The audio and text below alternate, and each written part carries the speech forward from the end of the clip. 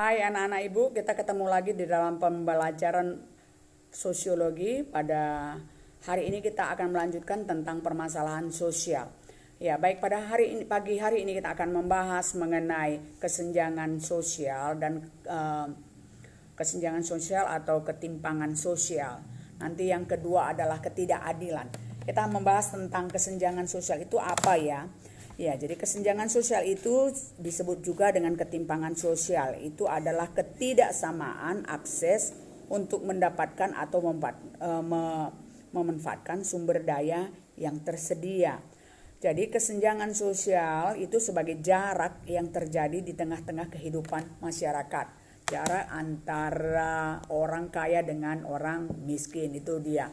Jadi kita lihat coba bentuk-bentuk kesenjangan sosial ada dibedakan atas beberapa di sana. Kalau dikatakan kesenjangan klasik di situ termasuk dia itu adalah kelas, status, kekayaan, prestasi, pendapatan dan pendidikan ya. Kalau dikatakan dia itu kelas ya, perbedaan antara kelas atas dengan kelas bawah. Jadi adanya perbedaan yang jauh, jurang pemisah. Nah, itu dia. Kalau dikatakan status antara pimpinan dengan bawahan. Kalau dikatakan dengan kekayaan, orang kaya dengan orang miskin, punya kesenjangan, perbedaan. Dan yang disebut dengan prestasi, ya kemampuan, orang yang memiliki kemampuan dan orang yang tidak memiliki kemampuan, pendapatan.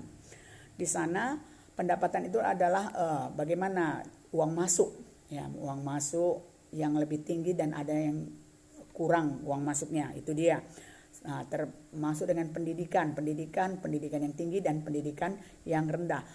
Dan ada yang disebut dengan kesenjangan baru, itu meliputi tentang pola konsumsi. Pola konsumsi itu digambarkan bagaimana individu itu mengkonsumsi barang kebutuhannya. Ya, kalau orang-orang kelas bawah dia membeli kebutuhannya di pasar tradisional, sedangkan yang memiliki kelas atas mereka itu berbelanja di pasar modern, supermarket, kan begitu dia. Jadi gaya hidup. Kalau orang-orang tradisional atau orang-orang yang memiliki pendapatan yang rendah, mereka itu kalau untuk gaya hidupnya, kalau berlibur dibilang ya sekitar rumah saja, ke pantai lah, ke taman-taman bunga. Sedangkan kalau yang memiliki pendapatan yang tinggi, mereka itu gaya hidupnya mereka itu ya kalau mau rekreasi pergi ke mall atau pergi ke luar negeri untuk berbelanja, pergi ke Paris, pergi ke Singapura untuk berbelanja, kan termasuk juga termasuk kepada barang-barang yang dipakai. Kalau orang-orang tradisional atau orang yang memiliki pendapatan yang rendah, mereka itu gaya hidupnya ya biasa saja. Sedangkan kalau yang memiliki pendapatan yang tinggi, mereka itu harus barang-barang bermerek. Bagaimana dinamika identitasnya? Nah, mereka itu berkembang ya menurut gaya tren sekarang. Nah, itu dia. Kita akan melihat apa yang menyebabkan kesenjangan sosial itu. Yang pertama, faktor yang berasal dari dalam diri orang itu sendiri, individu itu sendiri, yaitu rendahnya sumber daya manusia itu, yaitu tingkat pendidikan, dan rendahnya sikap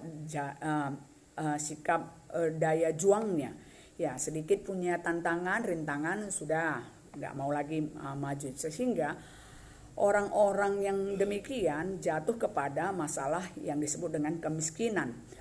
Yang kedua adalah faktor eksternal, itu yang berasal dari luar diri seseorang atau individu.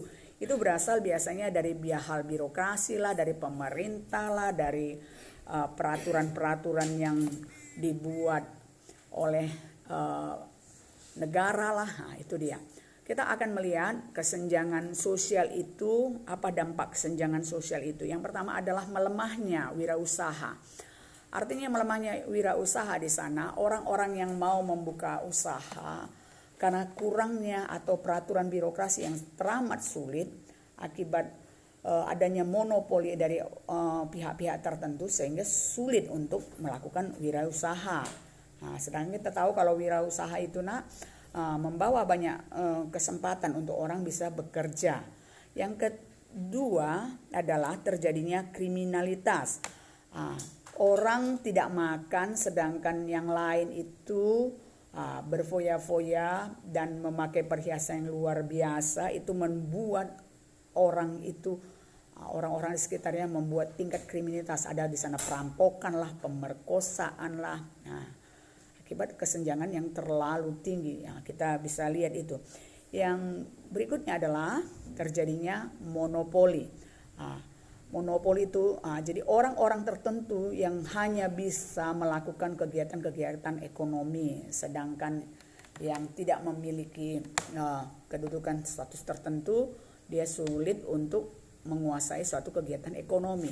Akibat melemahnya wirausaha dan terjadinya monopoli itu pun menyebabkan terjadinya kriminalitas. Apa upaya kita untuk mengatasi kesenjangan sosial? Yang pertama yaitu harus membuat suatu atau bagaimana mengutamakan pendidikan. Jadi seperti kamu juga sekarang, jangan kamu terlena dengan situasi COVID, nggak usah belajar, nanti bisa naik kelas. Itu tidak ada gunanya. Karena apa? Pendidikan itu adalah motivasi ataupun elevator untuk merubah jalan hidup seseorang. Jadi itu baik itu pendidikan formal maupun pendidikan non formal. Yang kedua yaitu mendapatkan atau membuka suatu lapangan pekerjaan. Jadi pekerjaan apapun dia, kalau itu menyenangkan, itu satu hal yang baik dan itu bisa meningkatkan suatu prestasi seseorang. Jadi jangan apa yang menjadi keinginanmu, apa yang menjadi motivasimu untuk hidup, kamu harus mengupayakannya untuk menjadi suatu pekerjaan yang menyenangkan dan berguna. Iya, yang ketiga itu adalah meningkatkan dan meningkatkan kinerja bekerja dan menghindari KKN. Apa itu? Kita tahu ya. Apa nak? Iya. Korupsi, nepotisme, kolusi, apalagi satu lagi, korupsi tadi sudah. Itu dia ya KKN. Oke, kita masuk ke masalah yang kedua, yaitu masalah ketidakadilan. Ketidakadilan itu adalah suatu perbuatan atau suatu tindakan yang sering atau dirasakan yang menyangkut soal pembagian sesuatu ya.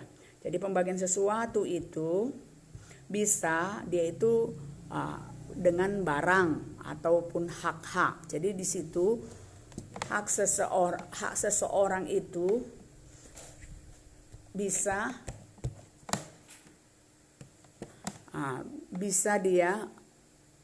bisa terganggu, misalnya adanya ketidakadilan antara anak perempuan dengan anak laki-laki. WA. Jadi dia di situ dilakukan tidak secara profesional ya. Kita lihat ada beberapa di situ bentuk daripada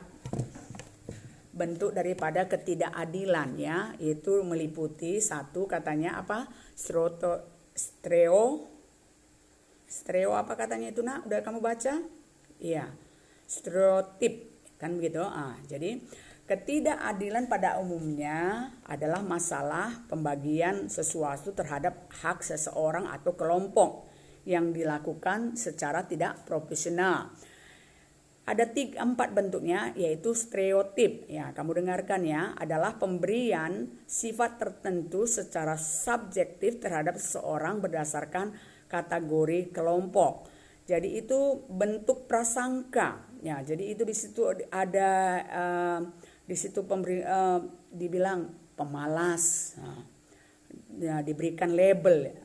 Soalnya seperti ras ya, ada ras kulit hitam, kulit putih. Kalau orang kulit putih itu dianggap dia itu penguasa. Itu dia. Jadi sifat stereotip itu dapat juga bersifat positif. Contohnya, saya orang Indonesia. Orang Indonesia itu diberi label apa? Orang yang ramah tamah. Yang kedua adalah marginalisasi, yaitu proses pemutusan hubungan kelompok tertentu dengan lembaga utama seperti struktur ekonomi, pendidikan, dan lembaga sosial ekonominya. Jadi melibatkan kemampuan penduduk yang dominan untuk melaksanakan beberapa tingkat kontrol kekuasaan. Jadi layanan apanya itu sering diputuskan, tidak semua orang bisa masuk misalnya ke perguruan tinggi, misalnya ke jurusan kedokteran hanya orang-orang yang memiliki uang yang banyak. Itu termasuk kepada marginalisasi. Ya, apa itu subordinasi? Itu adalah penomorduaan, pembedaan perilaku terhadap identitas yang pertama dengan jadi sering gini, anak perempuan itu dinomorduakan. Nah, selalu yang diutamakan, kalau di Indonesia diutamakan adalah anak laki-laki. Itu dia, ketidakadilan itu termasuk juga begitu. Orang-orang tertentu yang punya kedudukan tertentu yang dinomor satukan untuk diterima menjadi pegawai. Misalnya, apa itu dominasi? Itu ada suatu kondisi yang dialami orang atau kelompok untuk adanya suatu ketergantungan terhadap kelompok yang lainnya. Di sini termasuk kepada contohnya adalah perbudakan, penjajahan. Jadi sering orang-orang yang rentenir itu selalu membuat orang-orang yang rendah, yang kurang memiliki modal, itu dibuatnya suatu ketergantungan. Dari situ ada dominasi. Dominasi itu adalah bentuk ketidakadilan yang dilakukan secara tidak sadar ataupun sadar, yang di sana ada ketergantungan. Ya. Demikian anak-anak ibu pada pertemuan kita pada pagi hari ini. Sekian dan terima kasih.